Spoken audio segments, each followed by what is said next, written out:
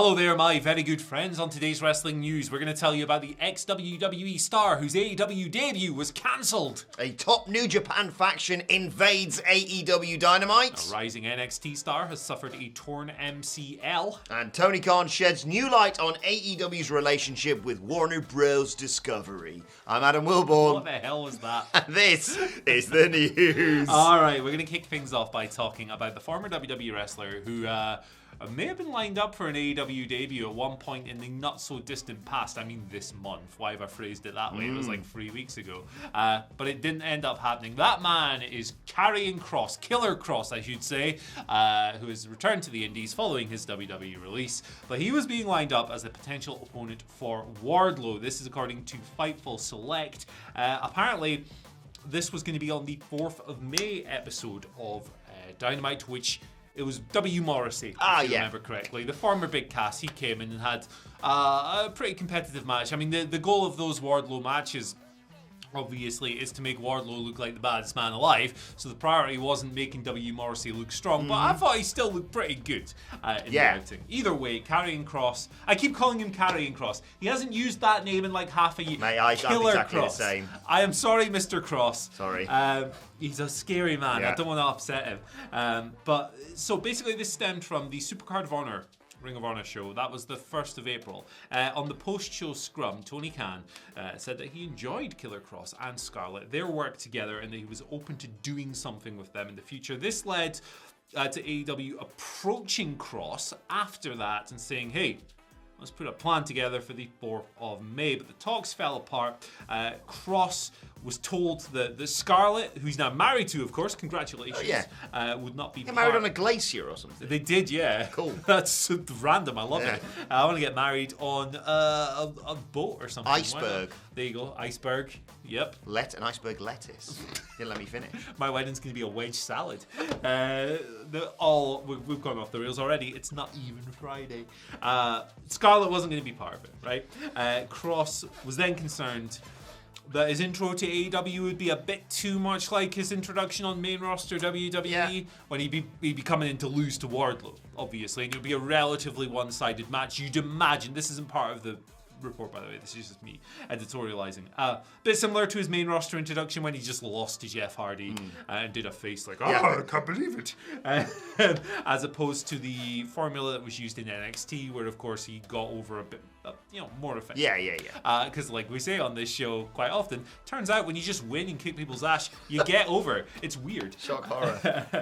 But Fightful do note that apparently the two parties are on good terms, and there's a possibility they'll do business again in the future. So it's a pretty interesting nugget here. Kross had previously, I think he'd been previously lined up for Supercard of Honor, but it didn't end up happening as well. But yeah, man, he's been doing bits and bobs here and there. He's been on New Japan Strong. He wrestled Minoru Suzuki. He's been doing indies and stuff as well. He's doing that I can't remember, but there's a promotion that Kevin Matthews runs up in Alaska, of all places. He's been there, so respect. But yeah, there you go. Yeah, no great surprises. Like you say, when you've had the experience that he had on the main roster of WWE, you probably don't want to go into the other major promotion and immediately lose. I agree with him completely on that. Yeah. Yes, absolutely. But I'm excited to see him return to the ring with Scarlett hopefully by his side, because I really like that whole presentation. Yeah, they work really well together. And I was going to say, obviously they have great chemistry, but it's not necessarily a given that the person that you're with in real life will have great on-screen. Like Seth Rollins and Becky Lynch did not work, for example, but they've always worked well together. And like WWE audiences were just so enamored with that presentation in NXT early on. It's very understandable that the Killer Kross and Scarlett would want to keep that going. TLDR, he didn't want any noughts and crosses in AEW. Noughts being his win column. Yeah, tick tock. Okay. Right, let's talk about an invasion that happened on AEW Dynamite last night. Members of New Japan's United Empire faction came in and interfered in that Ring of Honor tag team title match between Roppongi Vice and the champs FTR. It was Jeff Cobb and Great O'Khan who got involved. cause the DQ, bloody DQs, but it's nice when they only do them sparingly in AEW. Presumably, this on the route to the Forbidden Door pay-per-view, which takes place next month on the 26th of June. Still no matches confirmed for that, of course, but let's not forget that United Empire recently were New Japan Tag Champs for a brief period. But what did you make of their involvement? And nice to see Jeff Cobb back in AEW, of course, previously used by Jericho. That's right, he was the bounty hunter, wasn't he? Yeah, I thought this was a little bit cold, unfortunately, which is a shame because I really like the Great O'Khan and I really like Jeff Cobb. It just felt like it didn't really land. Maybe people who were in attendance can shed more light on that in the arena, but on TV it didn't really come across as like this big impactful thing, which is a shame because I think both of those guys are awesome. There was a couple of mistakes in execution as well that probably didn't help. So don't like to harp on that kind of thing because it's mostly done in bad faith, but when it harms the angle, I think it's valid to bring it up. It's a shame for me. I think like the United Empire stable, it's Will Ospreay's group in New Japan for anyone who's not watching the shows necessarily.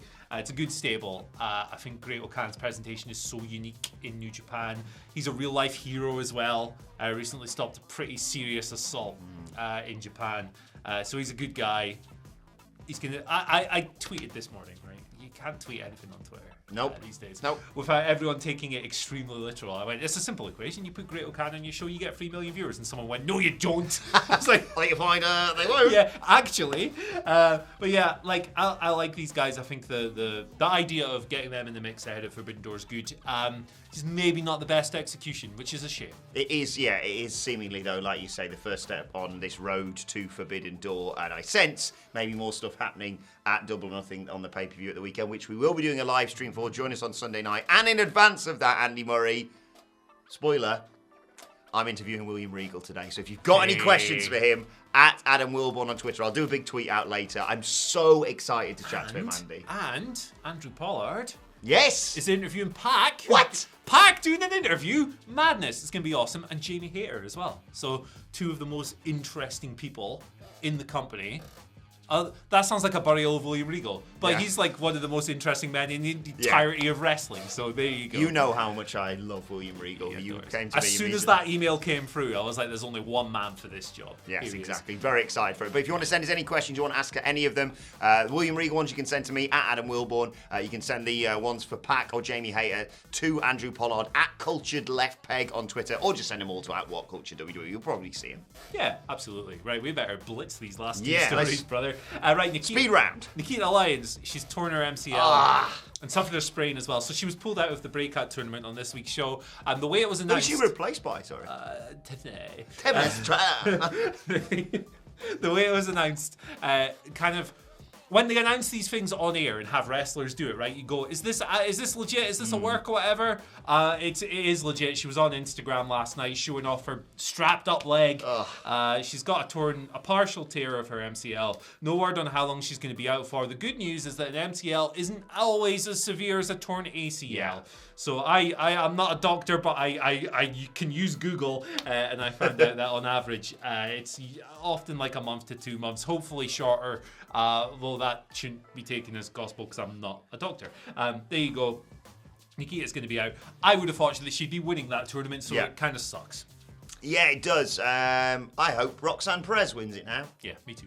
Or Tiffany, actually. I don't really care. I think there's a story to be told with both. Yeah, it sucks. Nikita Lyons is seemingly just, hit the ground running within WWE NXT. But like you say, it's bad, but it could be worse. Get well soon. Yes.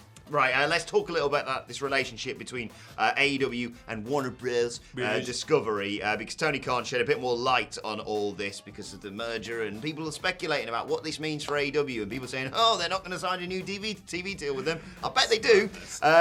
Anyway, appeared on Sports Media with Richard Deitch earlier on this week, and was talking about AEW coming to the Forum in Los Angeles. He said, it means a lot to me personally to be in the Forum, not Form, to begin with. But I can't tell you what it means that a lot of the top executive from Warner Bros. Discovery are not only coming to the show, but they're throwing a great event for us afterwards in the Forum. It continued, just to have their presence to begin with means so much that they would come to the show, but also a lot of the top executives in the Warner Bros. Discovery family are going to have an event with us with a lot of people in AEW, and we're going to hang out. That means the world to us and getting to know each other better. He said they've been supportive and great. AEW's current deal runs with them through 2023, although negotiations are expected to start later on this year. AEW fans basically need to be less concerned, perhaps, or less worried about what this new relationship's going to look like. I think literally everyone on the planet needs to stop jumping to conclusions, whether negative or positive. Good luck with that one. With this stuff. Yeah, I mean, that's a big ask in this era. But yeah, we simply don't know enough information about how this is going to pan out and how these negotiations are going to unfold. There's signs in either direction that you can point to, various departing executives. AEW not necessarily getting a big focus at the upfronts. Red Velvet was on a banner advertising like weekly shows, but they weren't given like a big lots of screen time at the upfronts last week. Pomp and ceremony. Yeah, on the other side of the equation is the AEW Dynamite's ratings are great every week. They're in the top 5 pretty much all the time. It's demos you got to look at, baby. It's TBS's top performing show like pretty much every single week on Wednesday nights. So they have a lot going in their favor as well. They're in a strong position to theoretically earn a big increase with these rounds of 45 milli annually at the moment. Yeah, 45 milli annually, and it's very, very undervalued compared to what they do numbers wise if you break it down. So yeah, I mean there's stuff flying in both directions. I think the most balanced takes on this topic are the ones to listen to. Don't listen to people who tell you it's going to get cancelled. Don't listen to people who tell you they're going to get 5 million gazillion either. Sit back, observe, wait and see how it pans out. We'll know answers by the end of the year, but this is going to be a big talking point going forward. But not in the comment section. Let's just take this news as it is. Okay? I'm sure that won't stop the lunatics going to AEW in the mood. Right, let's move on to your Twitter questions. At WhatCulture WWE, of course, you want to get in touch with us. First question today comes from Jake, who says, similar to how Kenny Omega turned heel mid-match and cheated to beat Moxley for the title, do you think we could get a mid-match Punk heel turn where he cheats to beat Hangman Adam Page, leading to a heel run for Punk? Nah. We are leaning towards Punk winning, though, in the office, aren't we? Punk's winning. I think last night, for me, made it quite clear. I think the direction is that Hangman Page, we pinpointed it earlier in the angle when he did that little face after his first promo where he was like, oh God, I didn't mean that. I think the direction is Hangman Page is fighting with his heart, not his head. He's gone too deep on this aggressive stuff. You're too emotional, man. Character-wise, he's not being himself. He's going to lose the title as a result of that, and that's going to be the story. And he's going to go on another voyage of discovery of himself coming out of this, and Punk's going to win the belt. But no, I don't think Punk's going to win the going to turn heel. Sorry. No. I think he'll be a bit of a dick. But he's always a bit of a dick. That's his character. That's why we love him so much. The shades of grey and all that stuff. So I don't think he's going to go full heel. I think the crowd reactions last night told us that he's still extremely over. Yeah, at worst, I think he's going to become a bit of a tweener, but it's Punk at the end of the day. And he's going to hold that title for a whole, 3 months before he drops it to the real tweener. That's Maxwell Jacob Friedman, ladies and gentlemen. Why are you burying the butcher? You were lucky, like Piggy. Man? Right, if Sean had made a mistake, you wouldn't know what. And he wasn't even the real referee, Andy, right? Maxwell was the referee. He had Burberry stripes and he wore Shawn Michaels shorts. What more do you want from me?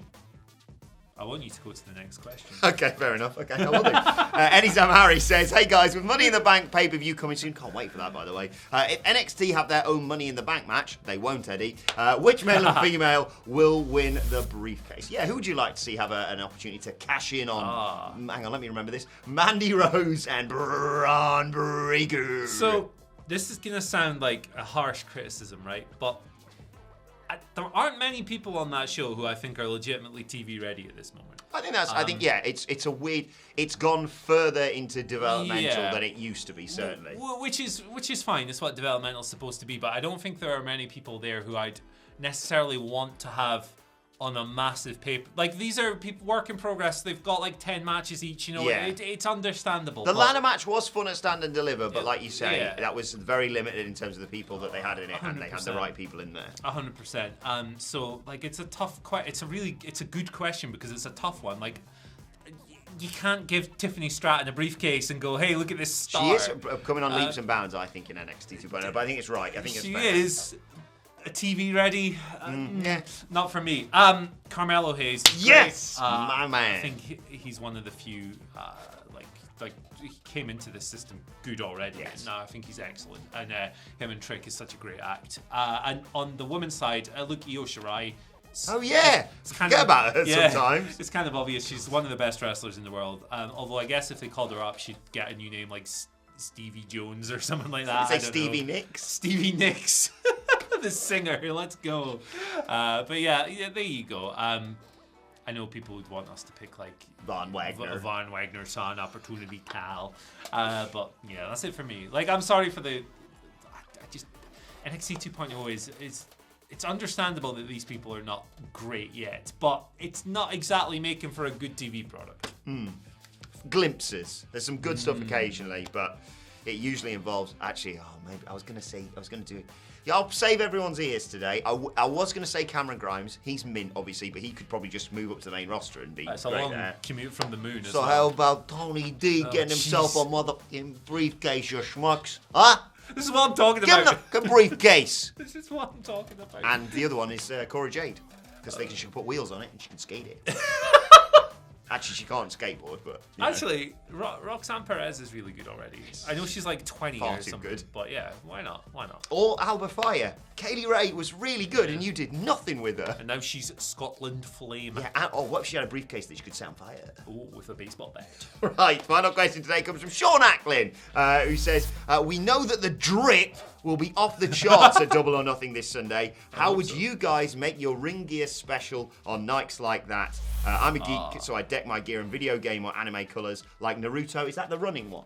That's they were going to invade Area 51. Yes, like Naruto's orange and black and a splash of yellow. I think I know the answer to this, Andy, but what would be on your wrestling gear? Armour. I would wear armour. Okay. So I couldn't get hurt, basically. Like, just padded stuff. So if you punch me, it'd be metal, but like padded on my side. So if you hit me, I just get the padded, but if you punch, you break your hand. What about also, for obviously the flat? Crocodile, yeah. But also, a bit like Angel, as he's known now in WWE, trousers, maybe trousers with Crocs on them, for example. Okay. A Croc that like Crocs, starts to the one. Crocs, the shoes. Wear some Crocs, rip them off, pants with the Fiend's face on it. Oh, and a Lacoste polo shirt, because it's got a crocodile. Do you know what I'd have as part of my gear? What's that? Oh, no. This mic. Oh, no! No! One of these days. One of these days. We'll be in the same place. The same bring place, a hammer to it. Punk at the very same time. Is that Limp Bizkit? Yes, it is. Should we move on to today's and finally? 9-inch nails, you'll get knocked the F out. You will indeed. Threatening Trent Reznor there, Fred Durst. I just want to say for today's and finally, congratulations. Congratulations to Vader Scott and Mike Bailey, WCPW legends. Maybe that's not the lead story. We are responsible for their whole career. Vader Scott, or as she's better known, Vader Bailey now, I suppose. They got married. She tweeted yesterday, Reader, I married him. Lovely photo of them having a lovely time, getting married. They're doing great stuff in right now. And they're lovely people. We've worked with them, as I said before. And just nice, Andy. Do you know what you would get if you combined their names the other way? Michael Scott. Yeah, shout outs to them, man. Might take her name, mate. I mean, there's only one option here. Yeah, there you go. Sort it out. Yeah, they're great. They rule. Mike Bailey has had an incredible year returning to the Indies after his long the visa stuff. Yeah. And Veda's like, she's doing loads and loads of indie commentary these days, and she's great at it. So like the two of them just absolutely killing it in their respective, like their chosen fields. They're doing great stuff. Very happy for them. Seem like nice people across the board. Awesome. Just congratulations, nice guys. Stuff happening is good. Yes. That's my hot. Hey guys, nice equals good. Put that on Twitter, you'll get 7,000 likes. Nice equals good. Right, let us know your thoughts on that and all today's news stories in the comments section below. Don't forget to like, share, and subscribe. And subscribe to What Culture Wrestling, wherever you get your podcasts from, for daily wrestling podcasts. Myself and the Dadley Boys sitting down to review AEW Dynamite and look ahead to Double or Nothing a little bit later on today.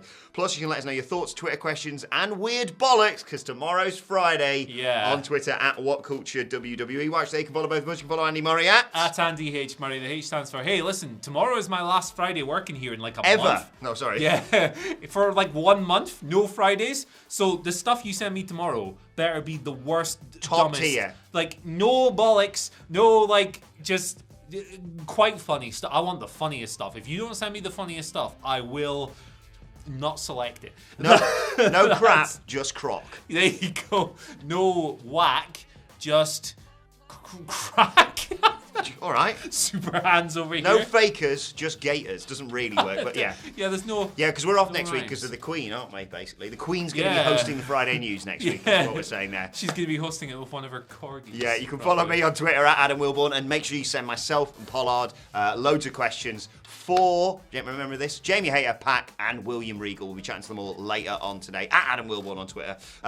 Make sure you subscribe to What Culture Wrestling wherever you get your podcast from, as I said. But for now, my thanks to Andy Murray. Thank you for joining us, and we will see you soon. Peace.